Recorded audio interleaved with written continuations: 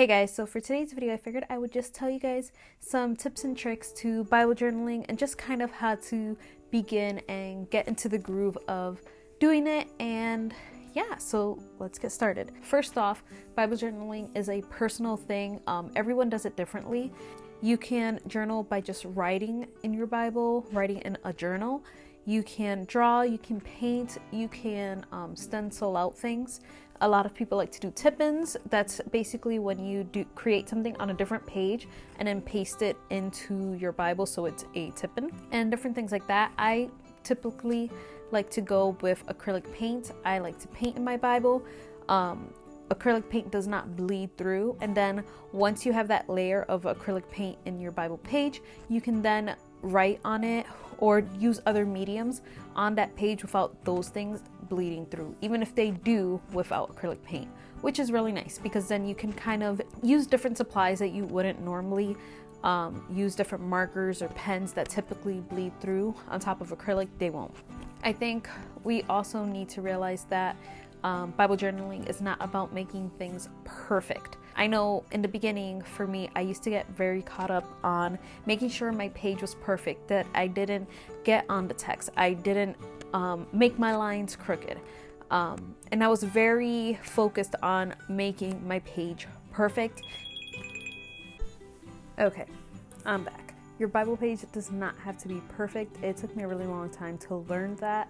And really, Bible journaling is just about growing closer with God and just with what you are doing. I definitely have some pages where you can tell that I was trying to be so perfect in everything I did, all the lines line up and stuff. And then there is a page in my Bible, there's a couple of pages that everything was just going wrong with what I was trying to do. And I definitely know that that was just God trying to teach me that, like, I'm not perfect, so I don't have to do everything perfectly. It's just calming to know that I don't have to be perfect in everything that I do, and I can come to God as I am, and He'll change me from the inside out. So definitely love Bible journaling for that. I think another thing you can learn from Bible journaling is that there are a lot of different things you can do. You can always trace different things. Lettering, let me see. I have pages where I've actually just doodled, and I'll get some close shots of this where I just doodled around the edges, and that was my Bible journaling, and just like the wording of my verse and stuff like that, and just the verse that I was meditating on that day, that week, whatever. There's so many different things you can do. So you can do little doodles like that. You can do some watercoloring. This is a great page. You can do some watercoloring. This was just with a cheap watercolor set from like Amazon. I think that was like $6 or $7, super cheap. Then I just added this sheet in here, so this would be a tip-in with the wording. And you can do simple things like that.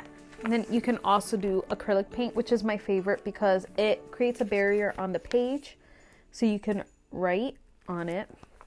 Okay, just put it there. And we'll go out in a little bit. Another thing you can do to make your Bible journaling nicer or just feel more confident in what you are doing is some lettering techniques. So you can change up your handwriting. Here you can see I did like a print, and then I also did a calligraphy, and you can also do a faux calligraphy, and that is just when you write in the hand lettering motion, but then you thicken the lines after, so it's almost as if you use calligraphy.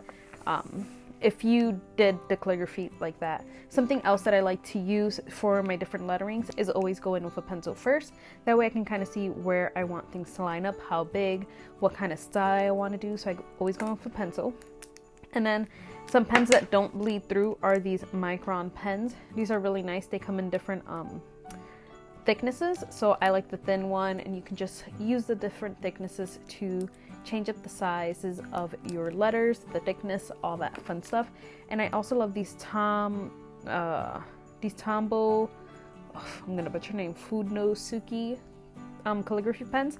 They are they have that brush there, and that way when you do your downstrokes, that it comes out thicker, and that can just help you with your lettering and just practicing. And in all honesty, Bible journaling is just about getting to know God, and the more you do it, the more you'll figure out your style, the more you will enjoy it a lot more, and just your skills will get better. If you look at my first page, like this was the first thing I ever did, and there was definitely bleed through. My lettering is definitely gotten better. And here's one that I did not too long ago with acrylics, and I just feel like you can really see how my style has improved and just my overall technique too. It's definitely all about practice, and more importantly about what you're getting out of it. It's just another way of spending time with God and spending time in the Word, and that is the most important part. So if your page does not come out beautiful, that is okay, because it's not about that. It's about, yes, we want a beautiful page, but it's more important that we grow in our knowledge of God and just communicating with Him and spending that time with Him. That is most important.